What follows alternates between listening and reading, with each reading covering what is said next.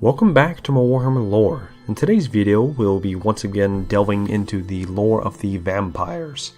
However, today we will be specifically covering one of the many bloodlines. In fact, the bloodline that all others have come from. The ever-seductive and deadly Lahmian Bloodline. As usual, I will be pulling my information from the latest army books on this topic, but the majority will be gleaned from the Warhammer fantasy novels. In this video, we will shed some light, no pun intended, upon the history of the Lahmian Sisterhood, as well as talk about important figures in the lore, and of course cover the structure of their society and unique traits and abilities. To start off, the Lahmian bloodline is technically the oldest of the bloodlines, in that it is led and sired by that of Neferata herself, the mother of all vampires. Now, in reality, all vampires were sired by the Blood Queen, but most of the original Gets of Neferata founded their own bloodlines whom seem to have the traits of their unique progenitors.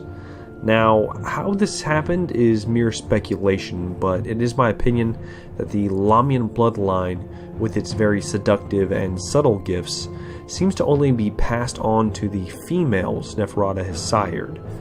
The reason I say this is that all of the many people that the Blood Queen has turned over the centuries, the only ones that have remained loyal and seem to be capable of tapping into the innate power and gifts of this unique bloodline have been women.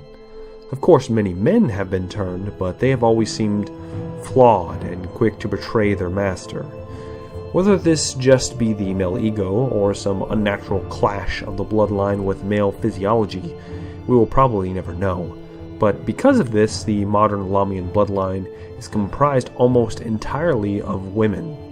Now, I do really wish to drive this point home because it very much relates back to the birth of vampires and gives us a reason why all of the many beginning vampires did not become that of the Lahmian bloodline, but were shaped by something else. It is my opinion that the various bloodlines are products of the first vampire's personalities and how their undead forms coped with the transition into undeath. In the case of Neferata, her skin was turned a porcelain white and her eyes became something more feline in shape. Of course, with this came the strength and speed the Arisen are known for, but that of the Lahmian bloodline are known to be even faster and more agile than most vampires. In fact, the fighting style of the Lahmian Sisterhood relies primarily on quick, brutal strikes, often catching your opponent unawares or simply getting some other mortal or lackey to do the killing for you, as seduction is key to the success of any handmaid of Neferata. But of course I am getting slightly ahead of myself, so let's go back to the birth of the Lahmian bloodline and how it has survived up until now. As I have said, Neferata is the progenitor and queen of the sisterhood, which traces back its origins to, unsurprisingly, the city of Lamia in ancient Nehekhara, the very city that Neferata ruled in life and most of her undeath. You see, Neferata learned a few things about being an undead from the great necromancer and the usurper Nagash. Of course, at the time of her undeath, she had never met the man himself, but she knew of his defeat and how the people reacted to the resurrection of the sacred undead and the abomination the usurper had become. So, in an effort to not draw the ire of her subjects, Neferata devised a cunning way of ruling the humans from the shadows. It would be a way that the vampires could live amongst the humans without them ever knowing whom held power over them.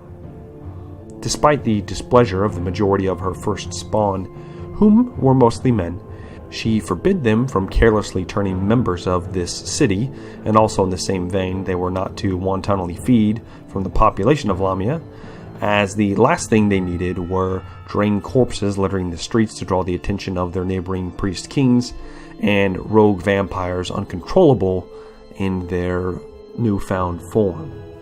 Of course, the original vampires did still need to feed, and so Neferata, being a very cunning strategist and gifted in the arts of manipulation, used the very religion of the humans to deliver sustenance to her kind. She established the Cult of Blood, a spin on one of the Nehekharan gods, in which she convinced all members of the temple to offer their blood as sacrifices to the gods, which would then be drank by the high priestess of the cult. Little did they know that all the highest members were in fact vampires in disguise as priestesses. Over time, the cult became a routine fixture in Lamia, and no one ever thought to question the donation of blood. It was a perfect cover to feed the first of the vampires, as not only was blood willingly given to them, but often the aspiring acolytes would give themselves over to the temple and would be fed on directly from the vampires. Of course, some would die this way, but the majority were not completely drained and allowed to serve the Blood Queen in her temple as the first of her handmaids.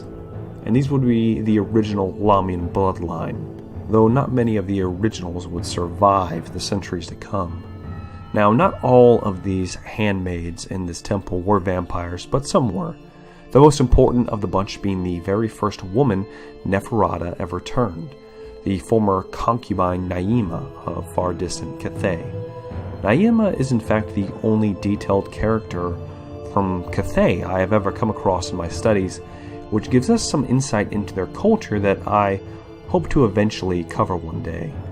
As for what Naima brought to the table was the skill of a concubine, which she taught to Neferata and most if not all of the handmaids that here followed in the many centuries to come. You can think of Naima as the right hand of Neferata. She is always there to give wise counsel and to do her mistress's bidding, though she does have opinions of her own and does voice them to Neferata in the way only she could get away with, that no other would hope to survive. In fact, Naima has been one of the main, I would almost say, consciences of Neferata, the one she relies on most for counsel in any great decision makings that she undergoes. But unfortunately, the temple, like all good things, must come to an end. You should know, if you have watched any of my previous Tomb King or Vampire Lore videos, the city of Lamia would be snatched from Neferata by one of her pet projects, Al-Khadizar, whom would then move on to thwart and ultimately kill Nagash for the first time. But how did this happen? Everything was going so smoothly under Neferata's reign. In fact, the city was expanding and growing at a rate it had never done before. Prosperous trade deals with Cathay were cemented. Lamia had become a mecca of Nehekaran culture and success, as well the existence of the vampires was being covered up by the ingenious invention of the blood temples, or at least that is what Neferata was led to believe. You see, the other spawn of Neferata, all of the men in fact, were not happy with the way they were being ruled, and a few of them were gorging themselves on the innocents in the poor quarter of the city nearly every night. This led to the rumor of a cursed city unsafe to visit at night, and in fact the citizens were gripped with vast panic. This led to unwanted exposure to the various emissaries of other cities, as well as an unfortunate encounter in which the progenitors of both the Necrarch and Strigoi bloodlines had sent a message to Nagash, whom had been discovered to be alive and building an undead army. The messenger in question, another vampire, was slain by the bandit tribesmen under the flag of Al-Khadizar, whom used the message as a beacon to gather the priest kings of Nehekara and crush the city of Lamia and drive out all of the vampires from their lands. This great exodus led to the deaths of a great number of the first vampires, as well as forced many of them to join Nagash in servitude.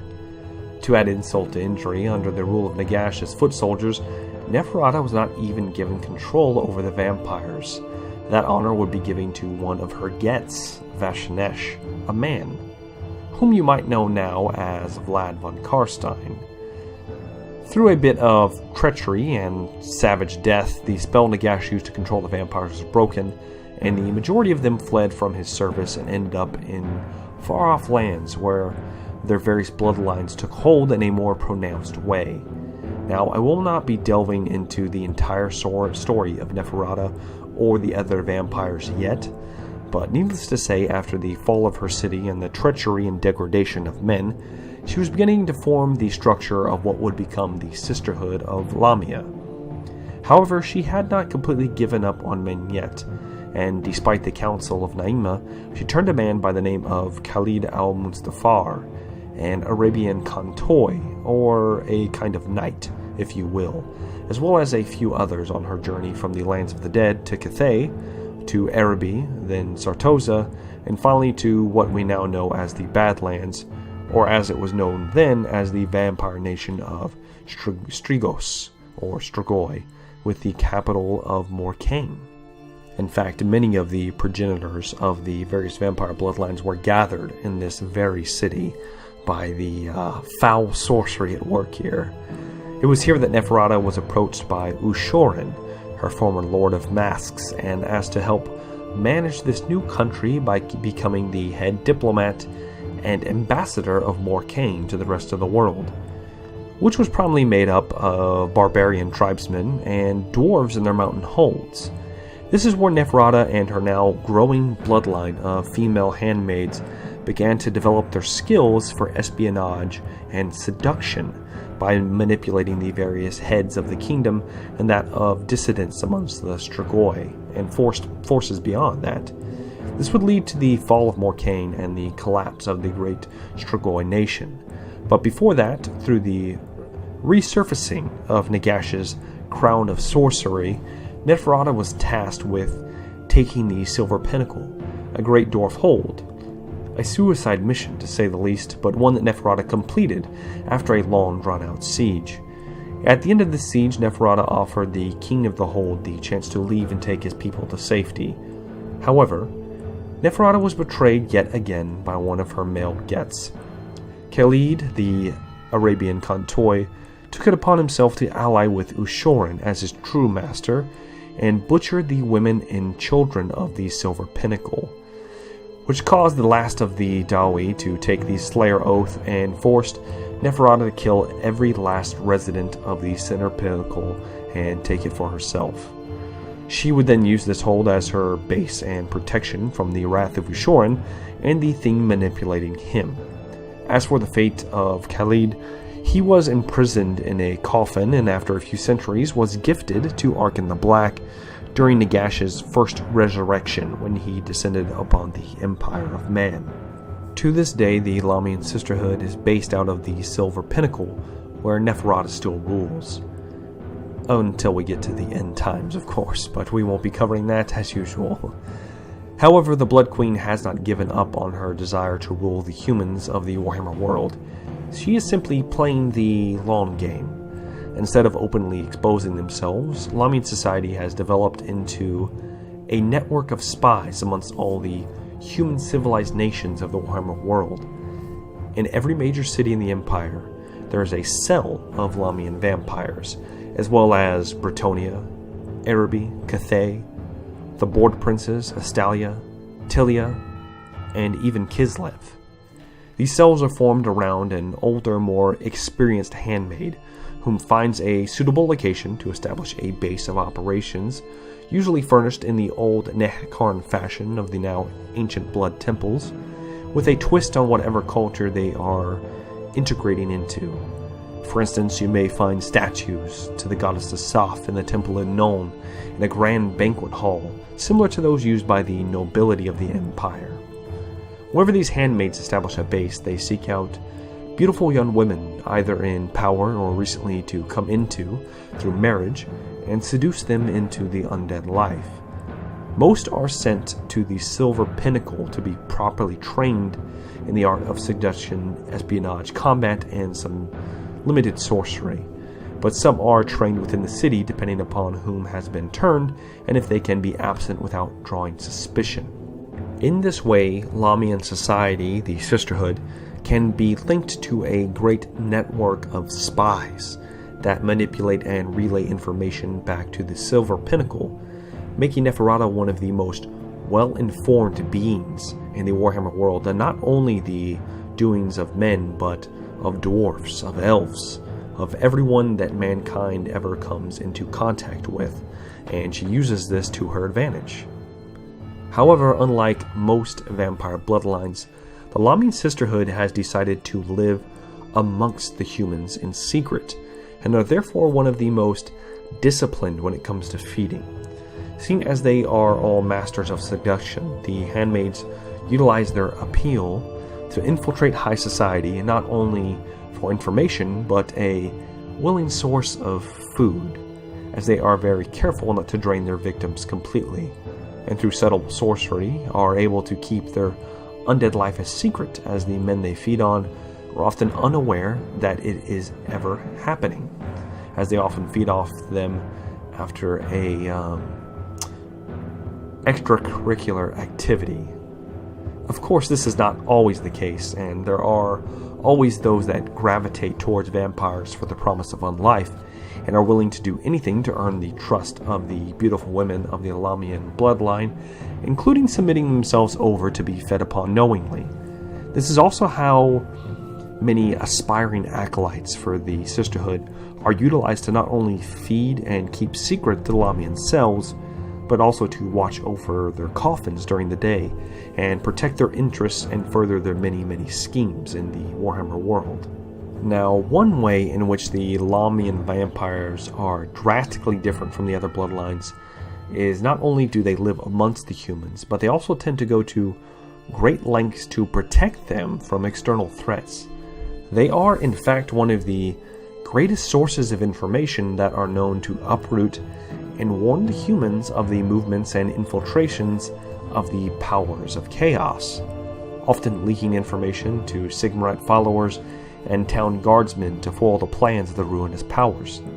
Likewise, they have warned of orc incursions, beastmen uprisings, and many other dangers to the humans of the Warhammer world, including the threat of the vampire counts of Sylvania. In fact, Neferata is currently in a bloody and brutal feud with Manfred von Karstein, the current ruler of Sylvania, and over time the Lahmian bloodline has grown to hate all of the other vampire bloodlines, not only the von Karsteins, and will lend aid to men in hunting them down, though usually it is a more indirect method of hunting down the other vampires. And also, much in the same vein as the Skaven, the Lahmian vampires have been known to use their positions of authority to manipulate the runnings of the empires that they inhabit, including driving conflicts and perhaps even beckoning trade agreements that otherwise would not have been made. For instance, they may or may not have had a hand, as well as the Skaven, in the Great Arabian conflict between the Bretonnians and the Empire and the evil Sultan Jafar during the Great Crusades.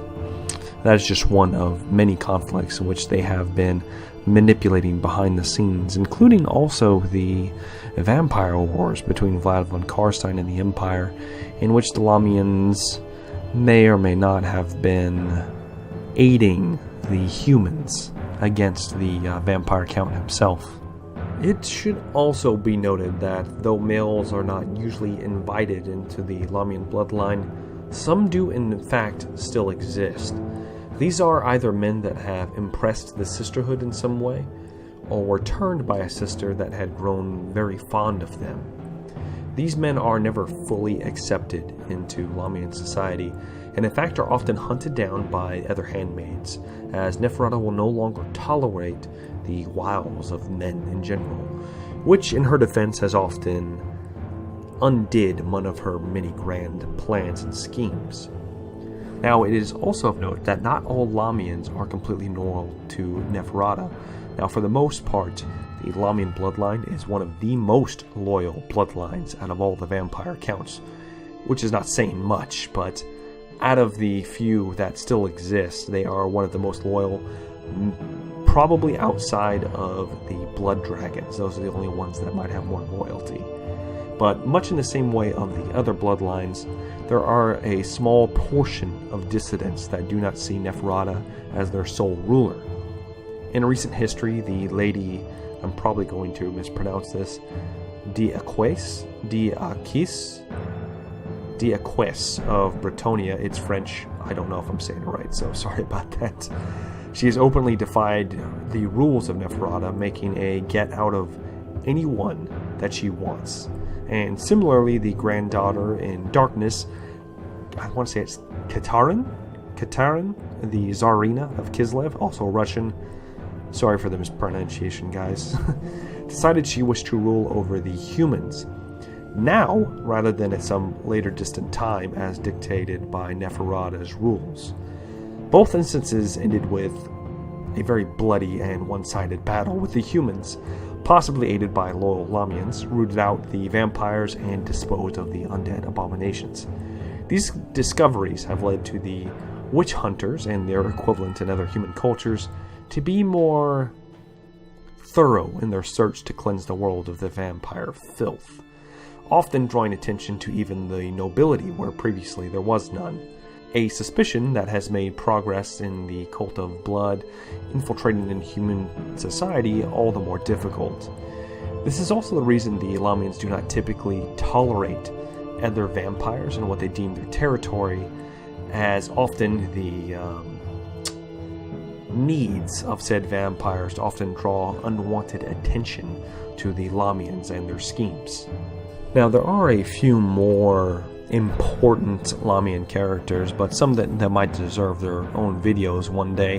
One in particular would be the vampire Ulrika, who is a former lover of the rather infamous Felix Man of Gotrek and Felix, and she is in fact it's confirmed that she is a Lahmian vampire that is kind of taken to her own, and in the end time she even supported the people of Kislev.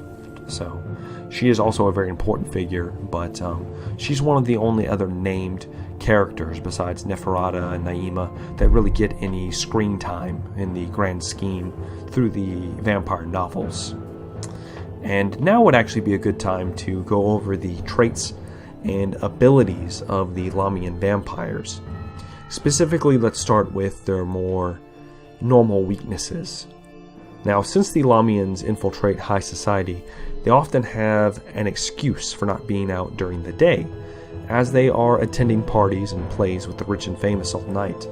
This allows the Lahmians to avoid sunlight, as they are not immune to its touch.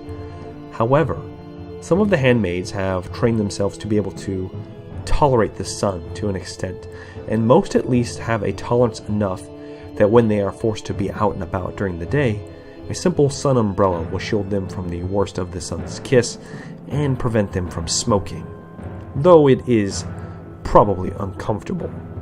In the same vein, they are not able to stand holy symbols in consecrated ground, and certainly not dwarven runes. Those are something else entirely, as their magical nature will betray them. To an extent, much like the sun, most sisters are put through a process of holy desensitization, and to an extent can withstand holy symbols and places, at least without visibly giving themselves away, though they must do their best to avoid these places, as they are still not completely immune to their effects. In the same vein as well, they should also avoid all sorcerers of any kind, as vampires, being very magical beings, are essentially beacons of dark magic amongst the winds of magic, and even a low-level sorcerer can pick out a vampire in a huge crowd of people, as they just stand out so much. In addition, one of their other weaknesses, like most vampires, is that they cannot be seen in a mirror and lack a reflection, so they must also avoid reflective surfaces, a skill they learn to master in their training at the Silver Pinnacle, one usually involving either tactics to avoid said mirrors or distract other humans in the nearby vicinity, or even learn to accidentally break mirrors as to not be seen in them. Now on to some of their more positive traits, one of their strengths. As was said earlier, all Lahmian sisters are trained in the art of seduction, but this comes to most of them naturally, as one of their ingrained traits is that they are very alluring and beautiful, almost as if after undergoing the unnatural change to becoming an undead, they exude a lure to help them ensnare their prey, or in this case, their marks. Not only are they extremely beautiful and alluring, but all Lahmians are also skilled fighters, trained in the fighting styles of Gathayan monks in hand-to-hand combat, a skill that Neferata and Naima picked up in far distant Cathay hundreds if not thousands of years ago at this point. This allows the sisters to not rely on any single weapon, as their unarmed skills are far superior to anything a mortal is capable of. Of course, the speed and strength of their undead forms aids in this manner, but they can further turn themselves into living weapons by partially transforming their hands into talons as sharp as knives. Now, as far as transformations are concerned, the Lahmians, like many other vampire bloodlines, have a rather unique inner beast they can call upon. This often takes the form of a great cat, commonly a panther. That is what Neferata's is, a black panther, but it could be a tiger or a lion. Of course, only the oldest and most skilled of vampires can shift their form, as it takes a very deep concentration and will to keep the beast under control while in this form. Now, unlike some of the other bloodlines, the Lahmians are not particularly gifted with the winds of magic, meaning they do not tend to become great necromancers and do not raise vast armies of the dead on their own. They do employ others to do it for them whenever they do go to war. Now, this does not mean that some are not capable of this, but most are more reliant on magic that can deceive and inflict terror as to aid their unique fighting style. For this reason, Lahmians are more likely to use the lore of death or the lore of shadow, as opposed to the lore of vampires or necromancy. And when forced to battle, they rely on living and the somewhat living to fight for them. This can either be thralls of various handmaidens or companies tricked into their service. Lahmians are also known, that is, Neferata at least, to lead companies of ghouls into battle, as ghouls are living creatures, and they will serve the strongest person, or whatever that be, who can slay their leader, and therefore bind their tribe, their ghoul tribe, to their will. And in that way, the Lahmians have employed ghouls to do a lot of their dirty work. In all, the Lahmian bloodline is a very interesting and unique bloodline amongst the vampires. It kind of encompasses a lot of different aspects of vampire mythology from very, very old sources. You get a little bit of the Bram Stoker feel with the seduction and the alluring kind of person, but then you get a very different feel when you talk about it just being an all-female cast, essentially. It's very interesting, and it's one of the reasons why I like Warhammer fantasy as much as I do. The vampire counts kind of embody that subtle twist on that classical take of a monster that just makes it so much more unique and interesting. And the Lahmians definitely embody that, in my opinion, as essentially warrior women. You know, they're battle-hardened spies. They kind of remind me of something like that in that case. That's the way I feel about them. And with that, I am actually going to be ending this lore video on the vampires of the Lahmian Bloodline. Now, I will be covering the other vampire bloodlines soon, but if you have any questions about the Lahmians, feel free to leave them in the comments section. Also, I am not quite the arisen I should be, and I do in fact make mistakes. So if you have caught one in this video, feel free to leave it in the comments section, and I will try to add it in any future videos I put out. As always, guys, I would like to thank all of my loyal followers in the Cult of Thick, as well as my new converts. Now, in all seriousness, I greatly appreciate all of the support from all of you guys. We have a very positive community, and it would definitely help me out quite a bit if most of you reviewing this content would both like the video and subscribe to the channel if you aren't already a subscriber. If you like the video, it basically puts this video in the top of the YouTube algorithm, so when people are searching for these things, they'll be able to get a hold of it, and more people will be able to see the content, which is really my goal. I want as many people to see this as they can, and to know my opinions and the facts that I bring to the table. I will, of course, be delivering more lore content to you guys, as well as gameplay footage for any of you guys that are interested in it. And with that, I have been Jumbo Thick. Thank you all very much for watching, and I look forward to seeing you all very soon in the next video. Have a good day.